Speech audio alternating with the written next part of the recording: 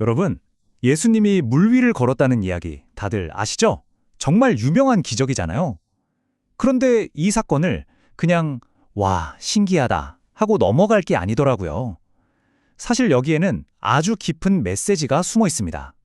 그래서 오늘 이 분석에서는요, 어떻게 걸었을까가 아니라 도대체 왜 물 위를 걸으셨는지 그 진짜 의미를 한번 파헤쳐 보려고 합니다. 자, 이 얘기를 딱 들으면 머릿속에 바로 떠오르는 질문이 있죠. 아니, 사람이 어떻게 물 위를 걸어? 이거잖아요. 그쵸? 너무나 당연한 질문이에요. 상식적으로 말이 안 되는 일이니까요. 이건 뭐 우리 모두가 똑같이 갖는 그런 궁금증일 겁니다. 그런데 말이죠. 오늘 분석 자료는 우리에게 좀 다른 질문을 던져보라고 제안합니다. 바로 어떻게가 아니라 왜 걸었을까 하는 거죠.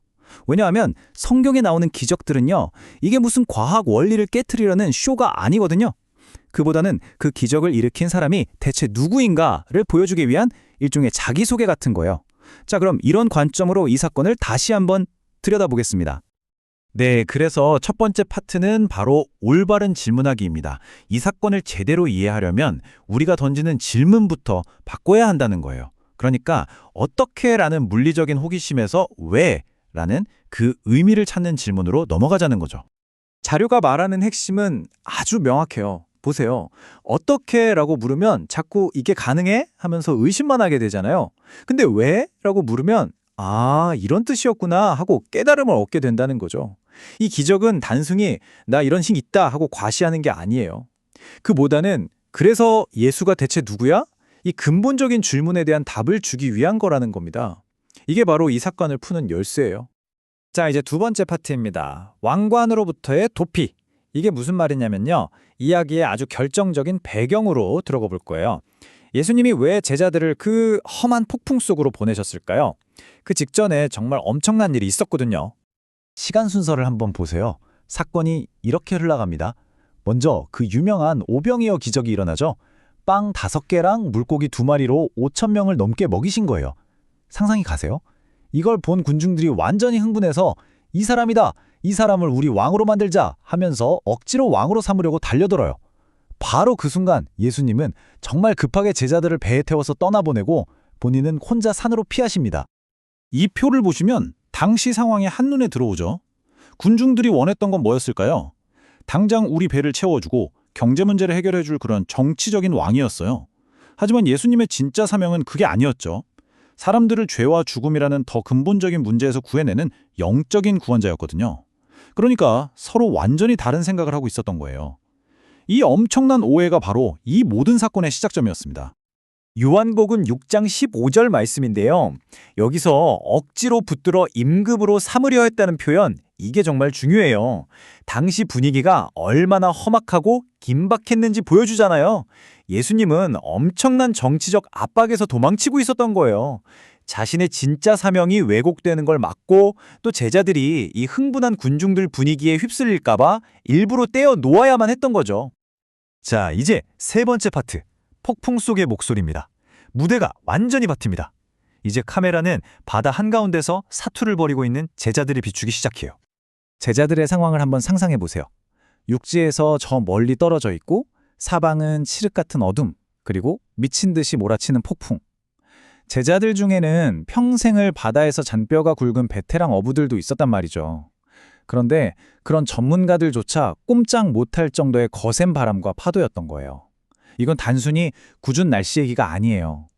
우리가 살면서 마주하는 도저히 내 힘으로는 어쩔 수 없는 그런 시련들을 완벽하게 보여주는 장면이죠. 게다가 시간도 보세요. 새벽 3시에서 4시 사이.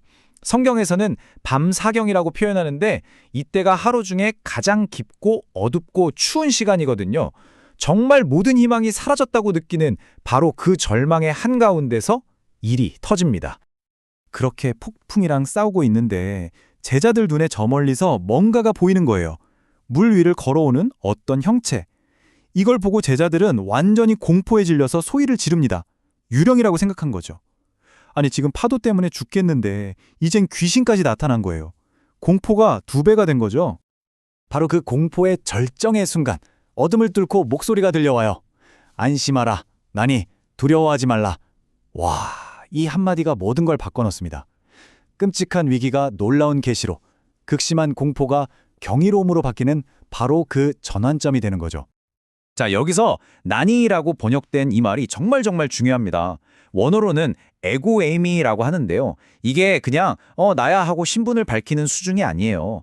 자료를 보면 이 에고에이미라는 표현은 구약 성경에서 하나님이 모세에게 나는 스스로 있는 자니라, 즉 내가 바로 창조주 하나님이다 라고 당신의 이름을 밝히실 때 썼던 바로 그 표현과 똑같다는 겁니다. 그러니까 예수님은 지금 이 폭풍우 한가운데서 내가 바로 그 하나님이다 라고 직접 선포하고 계신 거예요. 이게 이 기적의 진짜 핵심입니다. 엄청나죠?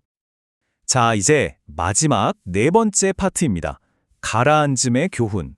이번에는 베드로의 이야기를 통해서 이 사건이 우리에게 믿음과 구원에 대해 뭘 가르쳐주는지 한번 들여다볼게요. 베드로의 이 짧은 경험은 정말 한편의 드라마 같아요. 그쵸? 먼저 담대하게 저도 걷게 해주세요 하고 요청은 하죠. 예수님이 오라고 하시니까 와, 진짜로 무리를 걷는 기적을 체험합니다. 그런데 그 순간 거센 바람을 보고 덜컥 겁이 나서 물에 빠지기 시작하죠. 그러자 예수님이 즉시 손에 내밀어서 그를 붙잡아 주십니다. 이 과정을 보면 정말 중요한 교훈이 숨어 있어요. 우리가 보통 이 이야기를 어떻게 생각하죠? 아, 베드로 믿음이 좋았을 땐 걷다가 의심하니까 빠졌네. 믿음이 중요하구나. 이렇게 생각하기 쉽잖아요. 그런데 오늘 분석 자료는 좀 다른 관점을 제시해요. 이 이야기의 핵심은 베드로의 믿음이 얼마나 크냐 작냐가 아니라 그의 구원이 어디서부터 왔느냐, 즉 그 근원에 대한 이야기라는 겁니다. 이 표를 보시면 그 의미가 더 명확해져요.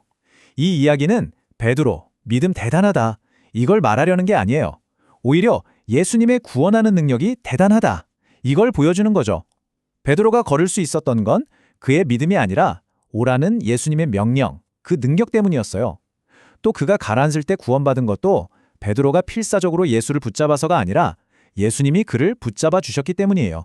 우리의 구원은 우리 자신이 아니라 우리를 붙드시는 그분께 달려있다는 걸 보여주는 거죠. 자, 그럼 이 모든 걸 종합해 볼까요? 이 물 위를 걷는 기적이 우리에게 뭘 보여주는 걸까요? 첫째, 예수님은 그냥 우리 먹고 사는 문제 해결해 주는 분이 아니라 신성을 지닌 하나님의 아들이라는 것. 둘째, 그분은 자연과 우리 인생의 모든 혼돈을 다스리는 권위를 가졌다는 것. 그리고 셋째, 어쩌면 가장 중요한 건데요. 우리의 안전은 우리 자신의 힘이나 믿음의 크기에 달린 게 아니라 그분의 은혜에 있다는 겁니다. 그리고 그분은 우리가 가장 어둡고 힘들 때 바로 그때 함께 하신다는 거죠. 그래서 마지막으로 여러분께 이 질문을 던지면서 마무리하고 싶습니다.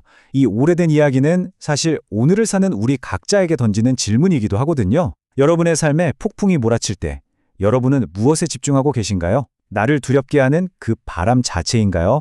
아니면 그 바람마저도 명령하시는 그분을 바라보고 계신가요?